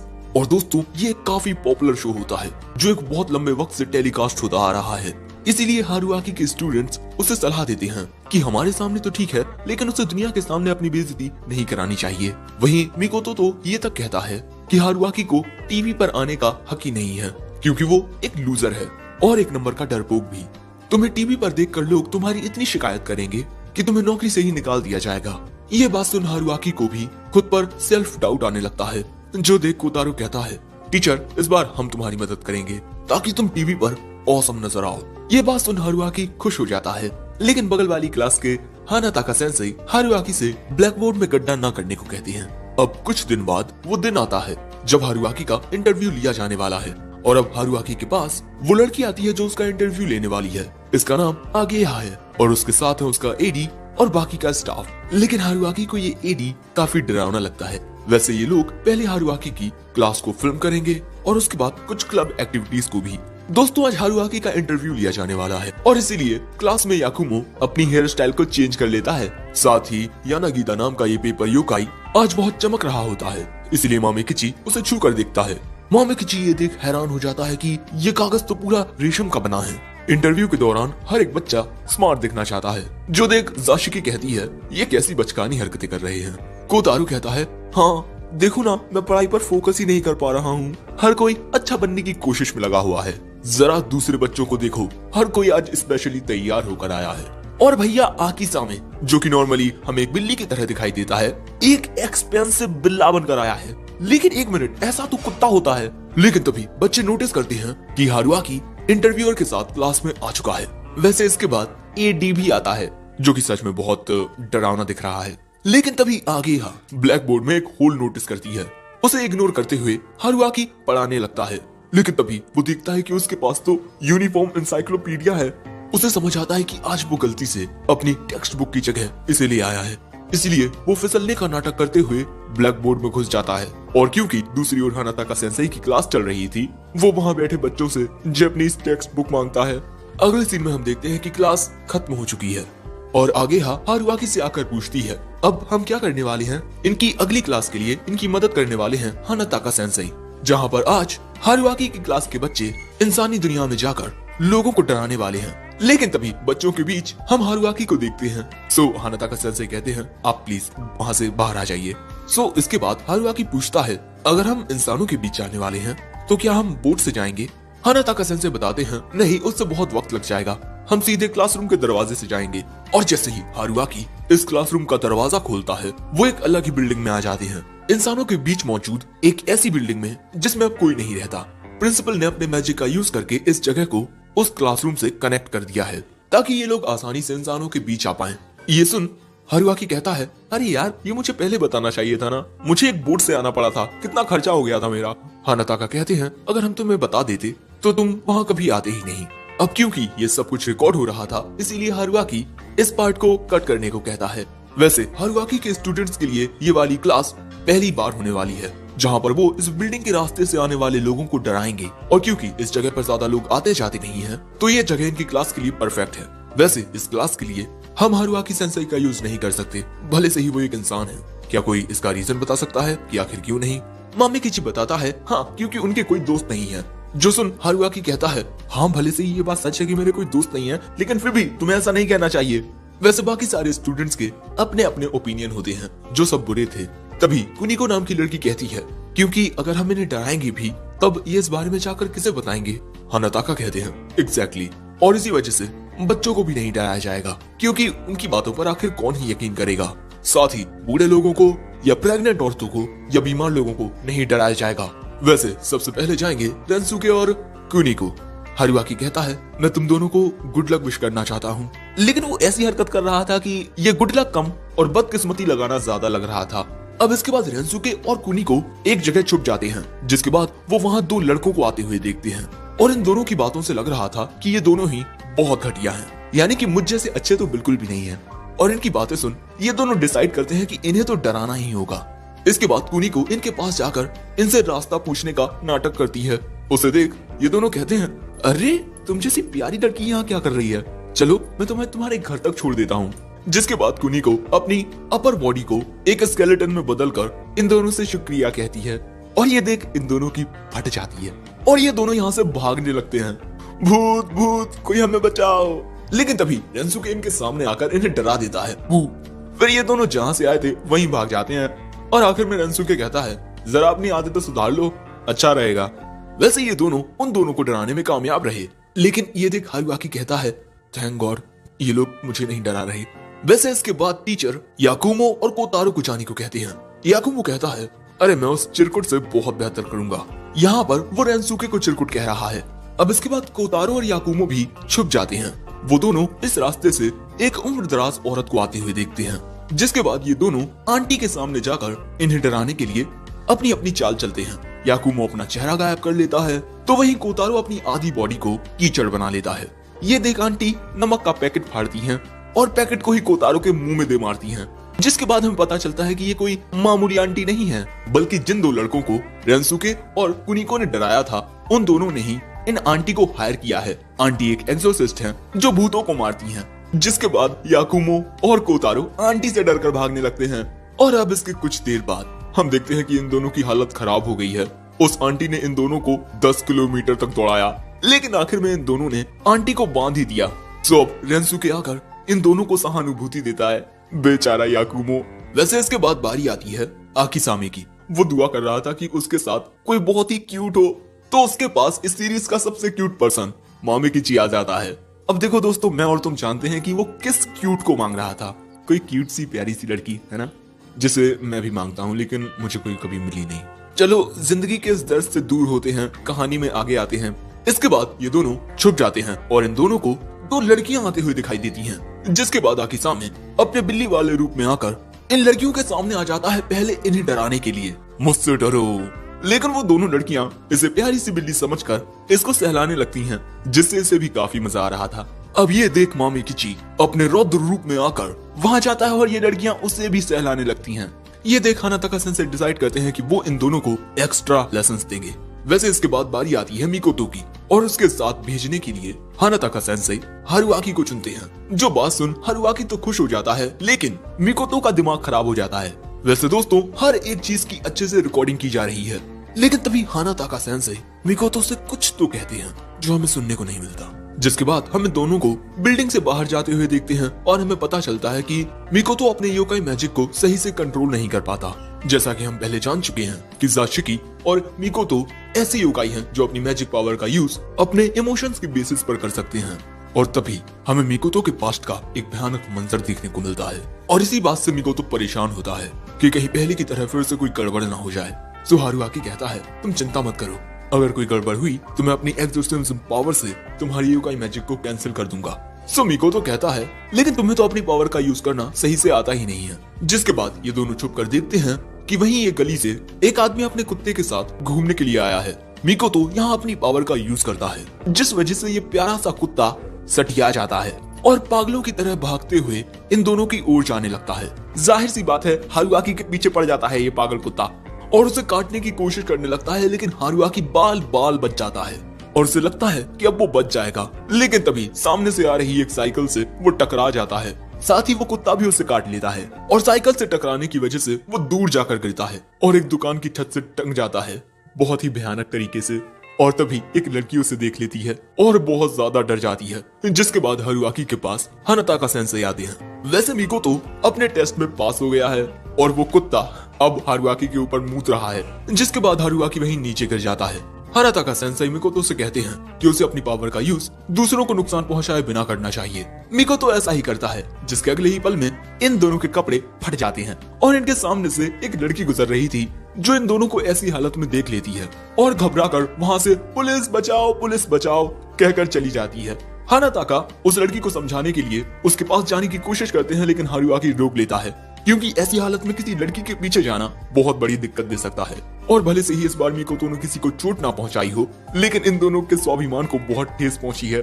जिसके बाद हम इन सभी को क्लासरूम में देखते हैं। आगे यह बताती है कि उन्हें बहुत ही अच्छी फुटेजेस मिली हैं, लेकिन दूसरी ओर इन बच्चों की प्लानिंग चल रही थी कि ऐसी कोई भी चीज नहीं हुई जिस वजह से हारुआकी सेंसेई का अच्छा एक्सप्रेशन पड़ा हो। इसीलिए ये सभी डिसाइड करते हैं कि अब यही हारुआकी की मदद करेंगे। लेकिन मिकोतो की नजर उन पर पड़ जाती है। ये लोग सोच क्या रहे हैं। अब इसके बाद क्लास के बाहर आगे अलग से हारुआकी का इंटरव्यू ले रही है। हारुआकी बताता है कि वो बायोलॉजी क्लब में वहाँ मौजूद जीवों का ख्याल रखता है और उसने वहाँ मौजूद सभी मैंड्रागोरा के नाम रखे हैं। लेकिन इस लड़की को समझ नहीं आता कि ये तो बिल्कुल एक जैसे दिखते हैं, तो आखिर हारुआकी को फर्क कैसे समझ आता है। लेकिन तभी वहाँ कुछ गुंडे टाइप बच्चे आते हैं। असल में ये सभी कोतारो, रेंसुके, आकिसामे और बाकी सब होते हैं। ये सभी यहाँ बुरे बच्चे बनने का नाटक कर रहे हैं, जिन्हें हारुआकी हरा देगा, जिससे उसका इंटरव्यू में काफी अच्छा इंप्रेशन बन जाएगा। लेकिन हारुआकी बिल्कुल किसी बकरी की तरह बहुत डर गया है और देखकर तो जरा भी नहीं लगता कि कोतारो खतरनाक लग रहा है, बल्कि ये तो हैंडसम लग रहा है। तभी रेंसुके और जाशिकी कहते हैं, अबे डर क्यों रहा है टीचर, हमारा सामना करना, क्योंकि हमने तेरी क्लास के बच्चों से काफी सारे पैसे लिए हैं। अब ये देख मिकोतो भी हारुआकी से जाकर कहता है, तुम्हें अब इनका सामना करना ही होगा। और वो उसे इतनी जोर से हिलाता है कि उसकी गर्दन ही, अब क्या हुआ है ये तो मैं भी नहीं कह सकता यार। और वो इसी तरह इन गुंडे टाइप बच्चों को समझा देता है और ये सभी हारुआकी के सामने झुक जाते हैं। जो देख आगे कहती है, हारुआकी सेंसेई के शब्दों ने बुरे बच्चों को अच्छों में तब्दील कर दिया है। ये लड़की एक नंबर की बेवकूफ है। और इसके बाद ये सभी बच्चे अच्छे बनकर कहते हैं, अब हम अपनी जिंदगी सही तरीके से जिएंगे, थैंक यू सर। वैसे इसके बाद हारुआकी का इंटरव्यू जारी रहता है, लेकिन तभी मामेकिची बताता है कि एक मैंड्रागोरा कम है और अगले ही पल में ये सभी देखते हैं कि वो एक मैंड्रागोरा रेलिंग के ऊपर चढ़ा हुआ है और तभी उसका बैलेंस बिगड़ता है और वो नीचे गिरने लगता है। जो देख हारुआकी कहता है, नहीं मार्शमैलो।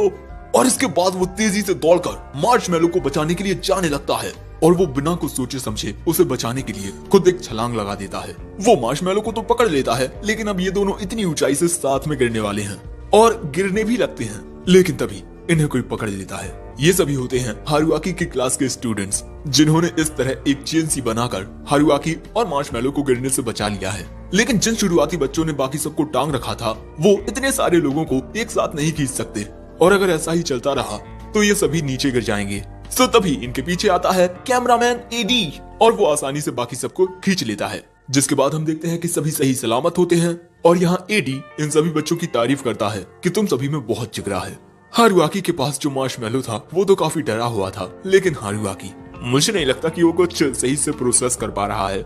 मीको तो उससे कहता है कि उसे ऐसी पागलों वाली हरकतें नहीं करनी चाहिए, लेकिन हारुआकी उससे बताता है कि मैंने थोड़ी सी सूसू कर ली है।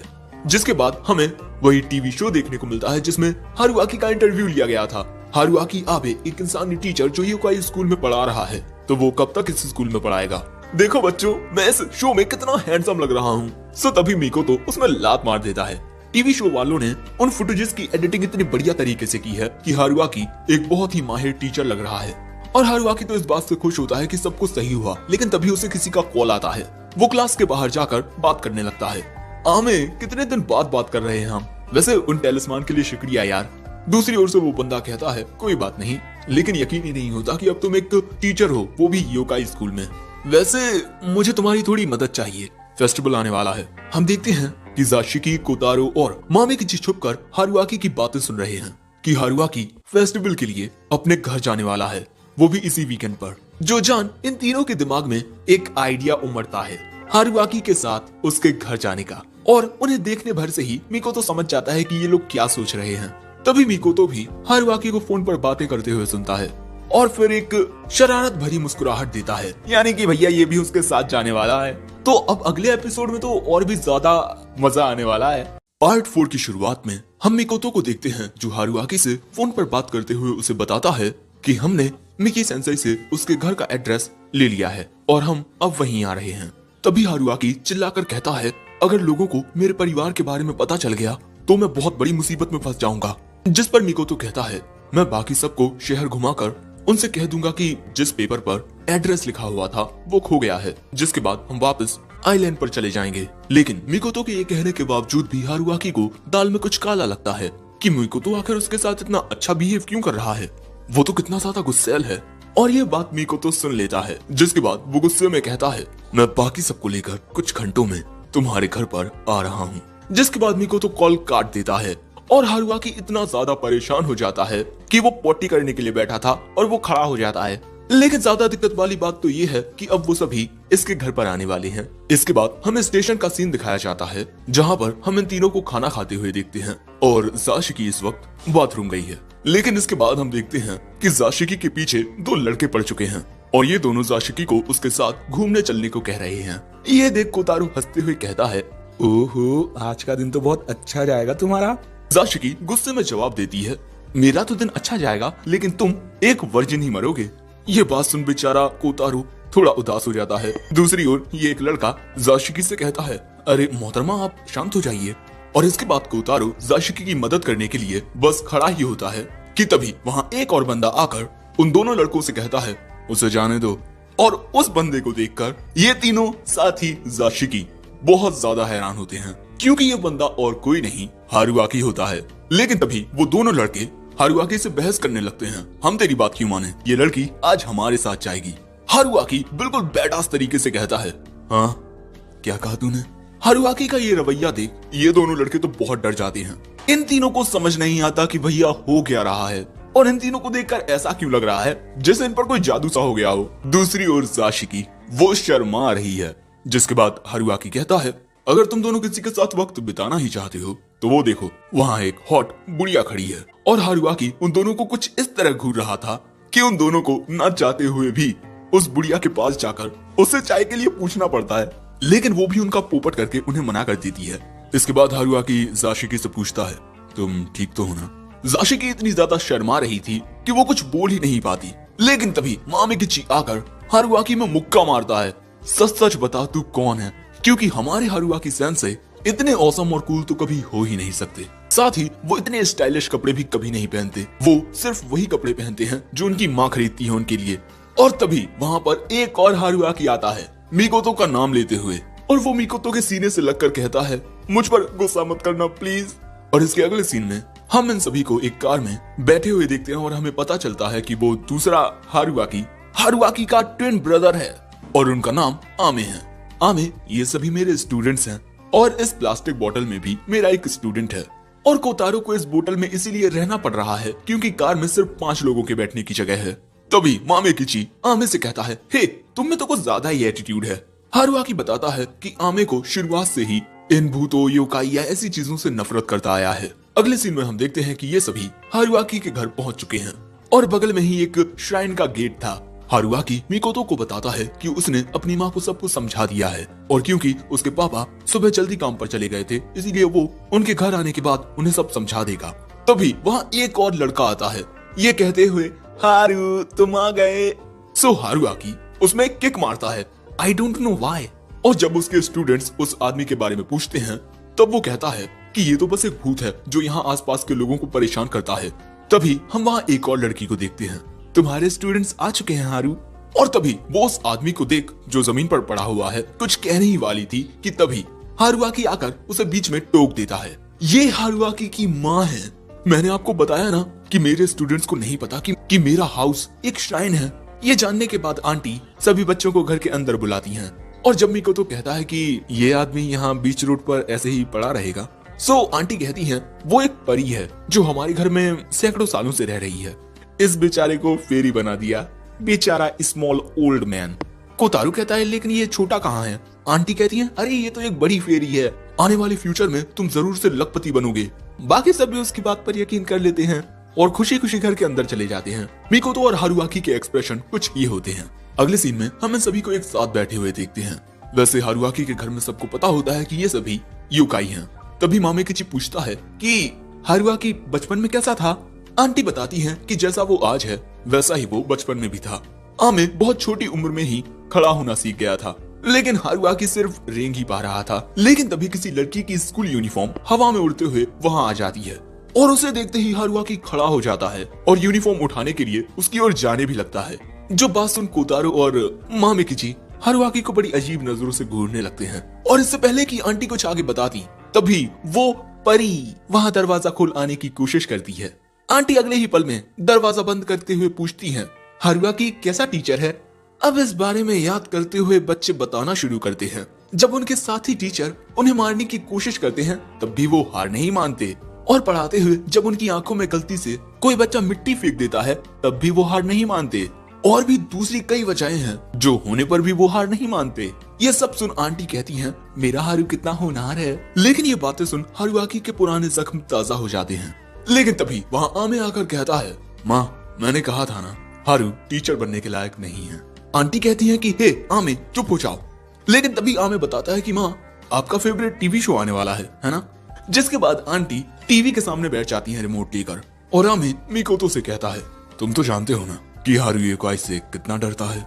मिकोतो कहता है कि हाँ तुमने सही कहा। और ये बात सुनते ही आमे इन सभी को उठाकर इन्हें घर के बाहर फेंक कर कहता है, मैं हर एक मुमकिन कोशिश करके हारू को वो स्कूल छुड़वा दूंगा क्योंकि योकाई और इंसान दोनों ही अलग अलग दुनियाओं में रहते हैं, तो हारू से दूर रहना।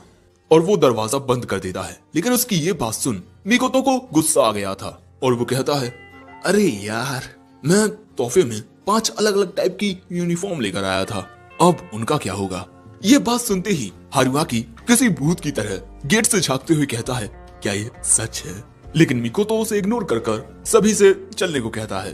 और इसके बाद हमें बताया जाता है कि हमारी इस कहानी में शायद से हारुआकी सेंसेई का सफर इतना ही था, तो अब उनसे मुलाकात अगली जिंदगी में होगी। लेकिन तभी हारुआकी कहता है, अरे नहीं दोस्तों मेरी जिंदगी अभी बाकी है, मैं चला गया तो ये शो कैसे चलेगा? अगले सीन में हारुआकी कहता है, आमे आखिर तुम ऐसा कैसे कर सकते हो? वो कहता है, अगर तुम उनकी सच में परवाह करते हो तो उनसे दूर रहो। लेकिन तभी मामेकिची और कोतारो दरवाजे से आधे निकलकर कहते हैं, लगता है तुम्हें तुम्हारे भाई के साथ ब्रदर कॉम्प्लेक्स है। और उनको ऐसे देख आमे वहीं बेहोश हो जाता है। इन दोनों को भी समझ नहीं आता कि आखिर हुआ क्या। अगले सीन में हम देखते हैं कि आमे बीमार पड़ चुका है उसकी माँ बाकी सबसे आमे की ओर से माफी मांगते हुए कहती हैं आखिर आमे के ब्रदर कॉम्प्लेक्स में कहाँ गड़बड़ हो गई। इसके बाद हमें पता चलता है कि आमे बचपन से ही हारू के लिए दूसरे बच्चों से लड़ता आया है, जिस वजह से आमे से सब लोग डरने लगे और आमे के साथ साथ हारू से भी दूर रहने लगे और इस वजह से हारुआकी कभी दोस्त ही नहीं बना पाया। और तभी आंटी कहती हैं, हे कैसा रहेगा अगर तुम लोग हमारी मेरा मतलब बगल वाली श्राइन में आज रात एक फेस्टिवल होने वाला है, तो क्या तुम सभी उसे सजाने में हमारी मदद कर सकते हो। और इसके अगले सीन में हम इन सभी को इसी श्राइन में देखते हैं जो पहले से ही काफी ज्यादा सजी हुई थी और हारुआकी को इन सभी की मदद यो फिशिंग और शूटिंग गेम के लिए चाहिए। शूटिंग गेम तो ठीक है दोस्तों, लेकिन शूटिंग गेम में मिलने वाले प्राइज बहुत अच्छे तो नहीं है। तभी मामिकीची सजेस्ट करता है कि क्यों ना हम इन मैंड्रागोरास को इसी शूटिंग प्राइज में शामिल कर लें। इसके बाद ये देखो, ये ज्यादा बेहतर लग रहा है ना। सभी मैंड्रागोरास भी कह रहे थे हमें मारो हमें मारो, जिसके बाद हारुआकी उन पर निशाना लगाने की कोशिश करता है। सो एक मैंड्रागोरा हाथ से ही उसकी गोली को फेंकते हुए कहता है अबे चूतिए। तभी मामिकीची मिकोतो से पूछता है कि हम इन चीजों को और भी ज्यादा मजेदार कैसे बना सकते हैं। मिकोतो एक आइडिया देता है, हम इसे पॉइंट बेस्ड बनाते हैं।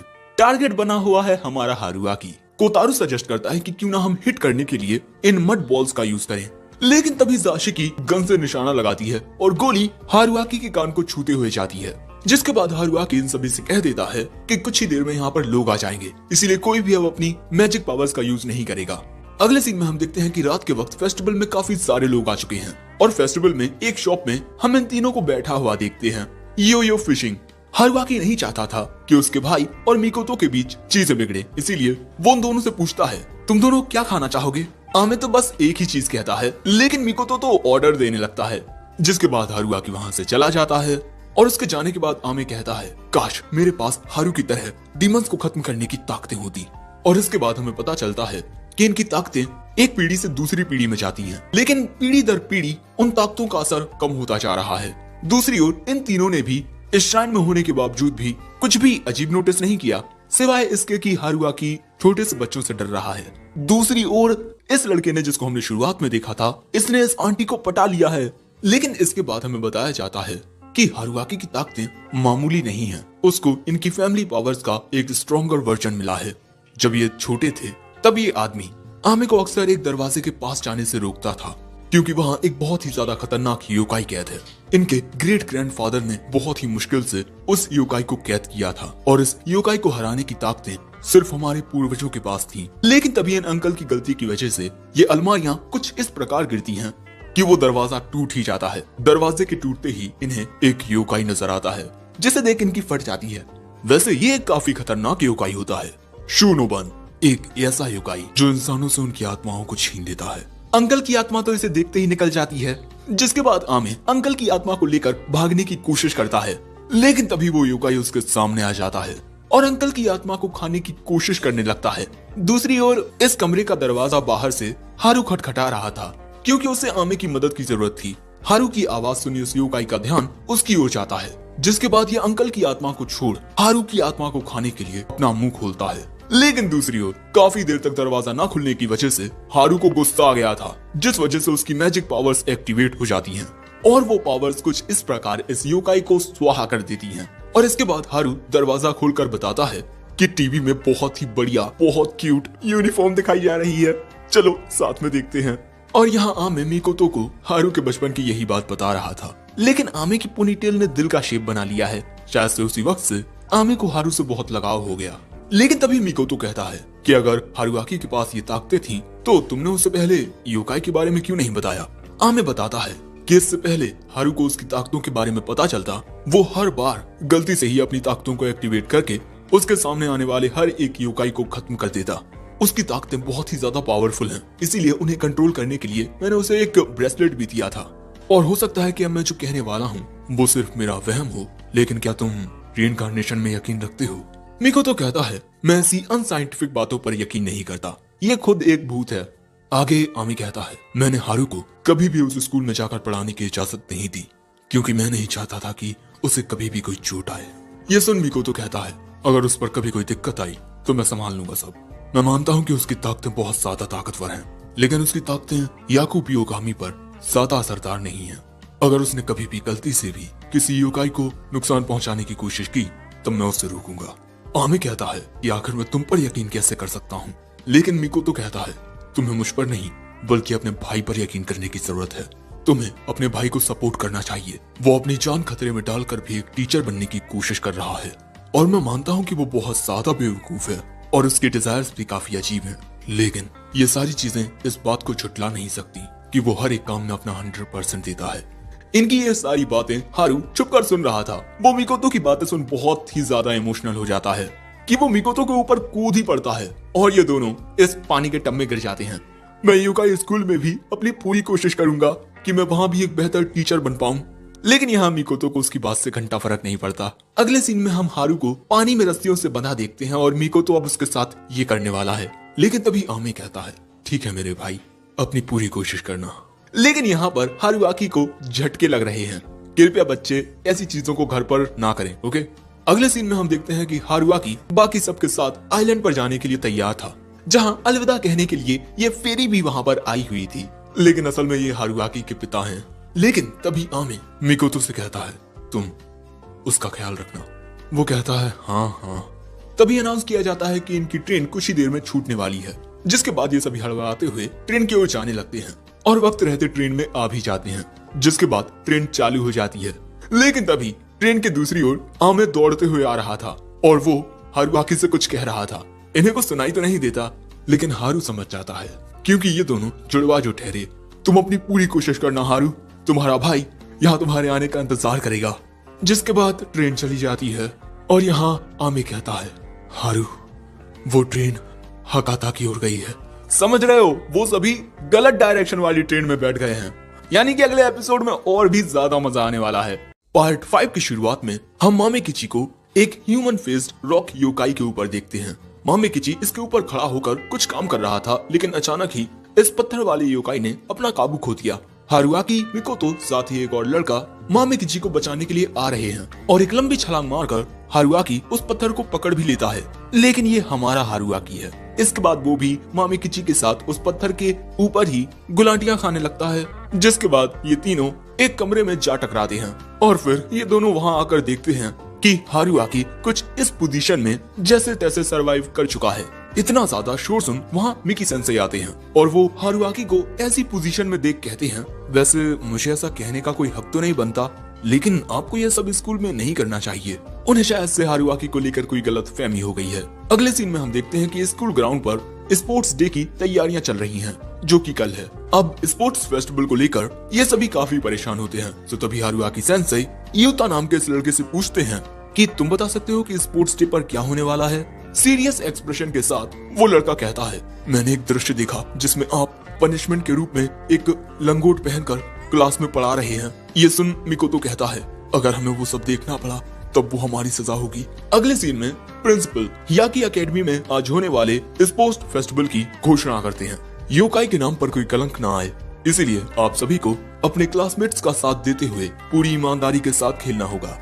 अब हमारे स्कूल की सभी 6 क्लासेस एक दूसरे के खिलाफ कम्पीट करेंगी और जिस क्लास का स्कोर सभी खेलों में कम रहेगा उन सबको गायब कर दिया जाएगा। ये बात सुन सभी स्टूडेंट्स हक्के बक्के रह जाते हैं। प्रिंसिपल बताते हैं कि आपके होमरूम टीचर की सैलरी को गायब कर दिया जाएगा। ये बात सुन सभी बेचारे टीचर, एक टीचर तो गुस्से में कह ही देता है अबे बुढ़े बुढ़ापे में सटिया गया है क्या। सभी टीचर्स को बहुत ज्यादा गुस्सा आ रहा था सिवाय हारुआकी के। ये देख प्रिंसिपल कहते हैं आपको कोई खास फर्क नहीं पड़ रहा तो कैसा रहेगा कि आपकी सैलरी के साथ साथ आपको एक पूरा दिन लंगोट पहनकर अपनी क्लास को पढ़ाना पड़ेगा। ये बात सुन हारुआकी भी हड़बड़ा जाता है। प्लीज प्रिंसिपल ऐसा मत कीजिए। हारुआकी की ऐसी हरकतें देख दूसरी क्लास के कुछ बच्चे उसका मजाक उड़ाने लगते हैं कि अरे ये तो नया आया हुआ इंसानी टीचर है। लेकिन तभी वो लोग हारुआकी की क्लास के बच्चों का एक्सप्रेशन देख घबरा जाते हैं क्योंकि ये सभी उन्हें घूरे जा रहे थे। तभी ये दोनों कोतारू से पूछते हैं कि तुम्हारे टीचर और तुम्हारी क्लास को हुआ क्या है। कोतारू कहता है अगर तुम इसी तरह हर एक चीज पर रिएक्ट करोगे तो मारे जाओगे। क्लास के बच्चे भी इसी बात से दुखी थे। ऐसा हो ही नहीं सकता कि हमारे टीचर कुछ गड़बड़ ना करें। बाकी सभी बच्चे इन सभी को देखकर काफी हैरान होते हैं। वैसे इसके बाद बारी आती है टीचर्स के काम की। मिकी सेंसेई हारुआकी को उसका काम बताते हैं कि इसके वेंगर हंट रैली के लिए उसे पेपर्स को सही से चेक करना होगा। आज के फेस्टिवल में 5 प्रकार के गेम खेले जाने वाले हैं। पहले नंबर पर है इसके वेंगर हंट रिले और हारुआकी की क्लास से इस गेम में हिस्सा लेंगे मामेकिची, ज़ाशिकी और कोतारो। और इसके बाद ऑफिशियली शुरू होता है स्पोर्ट्स डे। पहले इवेंट में सेकेंड ईयर के स्टूडेंट्स का इसके वैंगर हंट रिले होगा और हमें पता चलता है कि कमेंट्री कर रहे हैं मिकी सेंसेई। और रेस के शुरू होते ही मामेकिची अपनी पावर्स का यूज करके एक ऐसी चीज बन जाता है जिसके पैर बहुत मजबूत हैं। बाकी के स्टूडेंट्स को पीछे फेंकते हुए मामेकिची अपने इस अवतार में आगे बढ़ जाता है। वैसे वो इतना तेज भाग रहा था कि उसके भागने से जमीन हिल रही थी। दूसरी क्लास के बच्चों के साथ साथ मामेकिची की क्लास के बच्चे भी मामेकिची को इस अवतार में देख काफी हैरान होते हैं। इसके बाद वो बॉक्सेस के पास पहुंचकर एक चिट निकालता है और उस चिट में जो भी काम लिखा होगा मामेकिची को वो करना पड़ेगा। चिट पढ़ने के तुरंत बाद ही वो बड़ा होकर कहीं जाने लगता है और जब दूसरा स्टूडेंट चिट निकाल कर पढ़ता है तब उसकी चिट में लिखा है कि उसे उस पर्सन को लेकर आना होगा जिसको वो पसंद करता है। दूसरी ओर क्योंकि मामेकिची अपनी ही क्लास की ओर आ रहा था जिस वजह से उस क्लास के बच्चे सभी डर जाते हैं और इसके बाद वो मिकोतो को उठा लेता है क्योंकि उसकी चिट में लिखा था कि उसे अपने बेस्ट फ्रेंड को लेकर आना है। और ऐसा करने के बाद वो अपनी रेसिंग पट्टी को ज़ाशिकी को दे देता है। ज़ाशिकी का कड़ा मुकाबला हो रहा है क्लास 2 यानी मिकी सेंसेई की क्लास के साथ, लेकिन ज़ाशिकी अपना पूरा जोर लगाकर आगे निकल ही जाती है।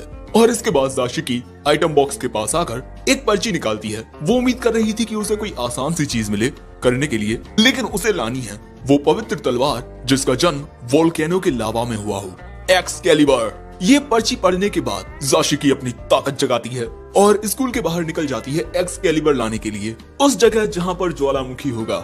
हारुआकी को ज़ाशिकी की चिंता हो रही थी, लेकिन तभी मिकी सेंसेई कहते हैं कि उन चिट्स को वापस ले लो जो फर्स्ट रनर्स ने निकाली थी। सबसे पहले हारुआकी मामेकिची के पास जाकर उससे चिट मांगता है, लेकिन मामेकिची शर्माते हुए कहता है क्या मैं इस चिट को रख सकता हूँ?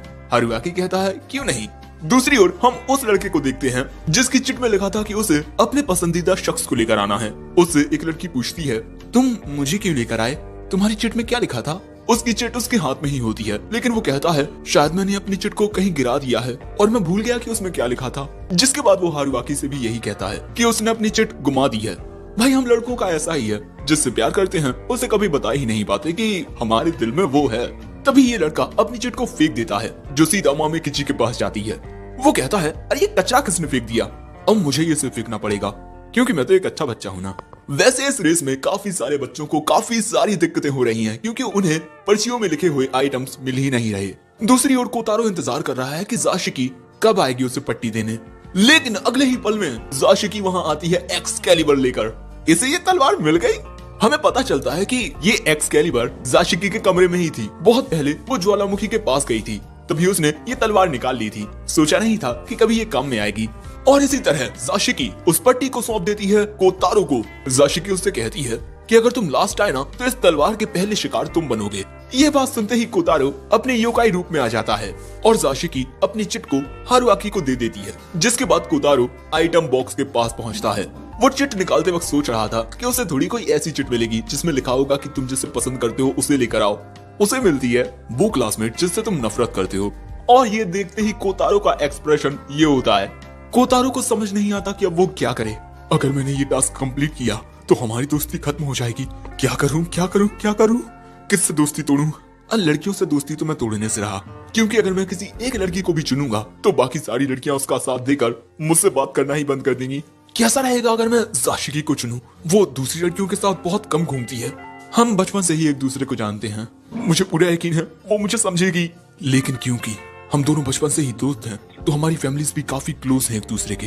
अगर मेरी बहन और माँ को इस बारे में पता चल गया तो वो दोनों ही मुझ पर बहुत गुस्सा करेंगी। क्या करूं मैं? मामेकिची और मिकोतो को तो मैं चुन ही नहीं सकता। मैं नहीं चाहता कि वो मुझसे नफरत करें। मैं इन तीनों में से भी किसी को नहीं चुन सकता। मैं क्या करूं? मेरे आसपास सिर्फ अच्छे लोग हैं। लेकिन तभी हम देखते